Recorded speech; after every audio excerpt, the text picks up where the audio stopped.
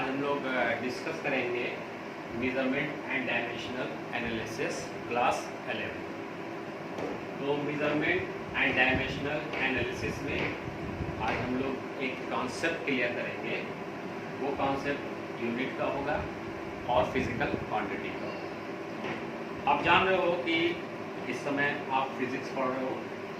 इस फिजिक्स में किस चीज़ की स्टडी किया जाता है? इस फिजिक्स में स्टडी किया जाता है फिजिकल क्वांटिटी। माइंड करो, फिजिक्स में आप स्टडी करते हो किसकी? Physical quantity.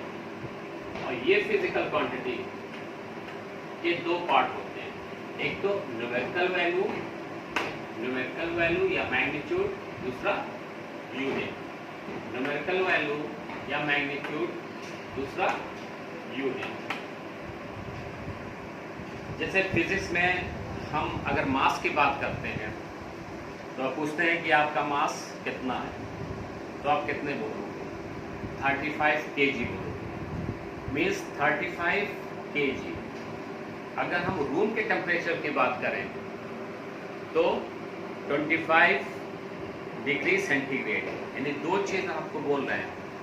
एक तो फर्स्ट जो बोल रहे हैं वो न्यूमेरिकल वैल्यू, और सेकंड जो बोल रहे हैं हम वो यूनिट। यानी आप जो फिजिकल क्वांटिटी की जो भी बात करो उसके दो पार्ट होता है। फर्स्ट जो बोलते हो वो क्या होता है? न्यूमेरिकल वैल्यू और मैग्नीट्यूड, और सेकंड जिस पे बात करते हो वो यूनिट की बात होती है। अगर हम पूछें कि आपके बाइक की स्पीड क्या है तो आप बोलोगे 30 किलोमीटर पर आवर। यहाँ 30 क्या है? न्यूमेरिकल वैल्यू है, और किलोमीटर पर आवर यूनिट है, और स्पीड फिजिकल क्वांटिटी है। तो इससे प्रूफ होता है कि जो फिजिकल क्वांटिटी होती है उसके दो पार्ट होते हैं। फर्स्ट को जो रिप्रेजेंट किया जाता है, फर्स्ट पॉइंट को, उसको हम न्यूमेरिकल वैल्यू कहते हैं, और सेकंड को हम यूनिट कहते हैं। जैसे मास यहाँ लिखा हुआ, मास किसी बॉडी का मास 10 kg है, तो 10 न्यूमेरिकल वैल्यू हो गई और kg क्या हो गया? यूनिट हो गया। ठीक है।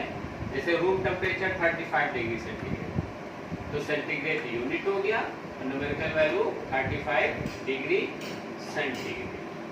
अगर आप सपोज दैट सब्जी लेने जाते हो और उस बंदे से कहते हो 35 पोटैटो दे दीजिए या 1 पोटैटो दे दीजिए, तो वो आपको बेवकूफ समझेगा। दूसरा बच्चा कह रहा 1 kg पोटैटो दे दीजिए, तब उसे लगा कि हाँ ये प्रॉपरली वे में 1 kg पोटैटो चाहिए। यानी वो मास फिजिकल क्वांटिटी की बात कर रहा है कि 1 kg पोटैटो दे दीजिए। यानी 1 kg पोटैटो इसलिए सही है क्योंकि यहाँ पे मैग्नीट्यूड के साथ साथ आप यूनिट भी यूज़ कर रहे हो। ठीक है। तो एक चीज़ क्लियर हो गया कि फिजिकल क्वांटिटी में हम फिजिकल क्वांटिटी के दो पार्ट होते हैं। एक तो यूनिट होता है, और दूसरा जो है एक यूनिट होता है और दूसरा जो है न्यूमेरिकल वैल्यू। अब इनके बीच क्या रिलेशन होता है? Relation between unit you and numerical value. अब इन दोनों के बीच क्या रिलेशन होता है वो इस्टेब्लिश करेंगे। आप एक रॉड ले लीजिए, मान लीजिए एक रॉड है, 1 मीटर लेंथ है, इसको 100 सेंटीमीटर भी मान सकते हो, इसके 1000 मिलीमीटर भी मान सकते हो। तो यहाँ पे देखिए मीटर, सेंटीमीटर, मिलीमीटर ये डिक्रीज कर रहा है, और न्यूमेरिकल वैल्यू 100,000 इंक्रीज कर रहा है। यानी न्यूमेरिकल वैल्यू इंक्रीज कर रहा है और यूनिट डिक्रीज कर रहा है। तो इसके बीच क्या रिलेशन हो गया है? इसके बीच रिलेशन इनवर्सली प्रोपोर्शनल का रिलेशन है। जब एक फिजिकल क्वांटिटी इंक्रीज करती है और दूसरी डिक्रीज करती है तो इन दोनों के बीच जो रिलेशन होता है वो इनवर्सली प्रोपोर्शनल का रिलेशन होता है। तो इस इनवर्सली यानी एन और यू के बीच इनवर्सली प्रोपोर्शनल का रिलेशन होता है। उसको मैथमेटिकल वे में आप इस फार्मूले से लिख सकते हो, एन इज इनवर्सली प्रोपोर्शनल या n is directly proportional 1/u या n is inversely proportional u। इसको ऐसे लिख सकते हो nu is equal to constant, nu is equal to constant, और इसको ऐसे भी लिख सकते हो n1u1 is equal to n2u2। ये आपका एक रिलेशन इस्टेब्लिश हो गया, एक इक्वेशन इस्टेब्लिश हो गया। इसका न्यूमेरिकल वे में बहुत ही एप्लीकेशन है। यहाँ पे n1 क्या है? Numerical value in first system, n2 numerical value in second system, u1 unit in one system, u2 unit in second system. ठीक है, तो यहाँ पे क्या होता है, इस इक्वेशंस का यूज हम एक सिस्टम के यूनिट को दूसरे सिस्टम के यूनिट में कन्वर्ट करने में हम ये यूज करते हैं। जैसे अगर मान लीजिए 10 किलोमीटर पर आवर की बात हुई, मान लीजिए 10 किलोमीटर पर आवर की बात हो रही है और उसको हम मीटर पर सेकंड में कन्वर्ट करना है, तो इस फॉर्मूले से यूज करेंगे। 10 किलोमीटर को मीटर पर सेकंड में यूज करने के लिए हम इस फॉर्मूले को यूज करेंगे। अब जो यूनिट होती है वो दो टाइप की होती है, एक तो फंडामेंटल यूनिट होती है और दूसरा डेराइव्ड यूनिट। एक फंडामेंटल यूनिट, दूसरा डेराइव्ड यूनिट। फंडामेंटल यूनिट्स वो यूनिट्स होती है जिसको किसी और यूनिट से डेराइव नहीं किया जा सके। जैसे अल्फ़ाबेट्स है A to Z, वो किसी से डेराइव नहीं होता है, लेकिन उससे सेंटेंस को डेराइव किया जा सकता है। उसी तरह जैसे अल्फ़ाबेट्स में ABC है, उसी तरह फंडामेंटल यूनिट्स होती है जिसको किसी और अन्य यूनिट से आप डेराइव नहीं कर सकते हो। तो वो फंडामेंटल यूनिट्स क्या होती है?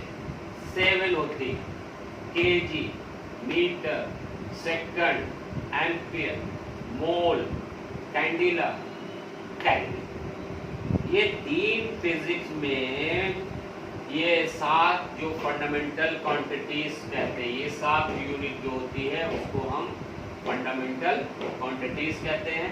फंडामेंटल क्वांटिटीज क्यों कहते हैं? क्योंकि ये किसी और चीज से डेराइव नहीं होती। यानी फिजिक्स में ये समझो अल्फाबेट्स की तरह वर्क करता है। क्लियर? और ये यूनिट जिस फिजिकल क्वांटिटी की यूनिट होती है उस फिजिकल क्वांटिटी को फंडामेंटल फिजिकल क्वांटिटी कहते हैं। जैसे फंडामेंटल फिजिकल क्वांटिटी भी 7 होगी, mass, length, time, current, amount of substance, luminous intensity and temperature. तो ये थी fundamental unit and fundamental physical quantity. Derived unit, अब जो दूसरी टाइप की यूनिट्स होती है उसको हम डेराइव्ड यूनिट कहते हैं। डेराइव्ड यूनिट वो यूनिट होती है जो फंडामेंटल यूनिट से डेराइव्ड हो, यानी उसमें फंडामेंटल यूनिट यूज हो। जैसे ये देखिए स्पीड, स्पीड क्या है? डेराइव्ड फिजिकल क्वांटिटी है। इसलिए डेराइव्ड फिजिकल क्वांटिटी है क्योंकि इसमें डी और टी फंडामेंटल यूनिट का यूज हुआ है और इसका यूनिट मीटर पर सेकंड है। तो मीटर पर सेकंड किससे आया है? इससे आया है, फंडामेंटल फिजिकल क्वांटिटी से। तो इसलिए ये डेराइव्ड यूनिट हो गई।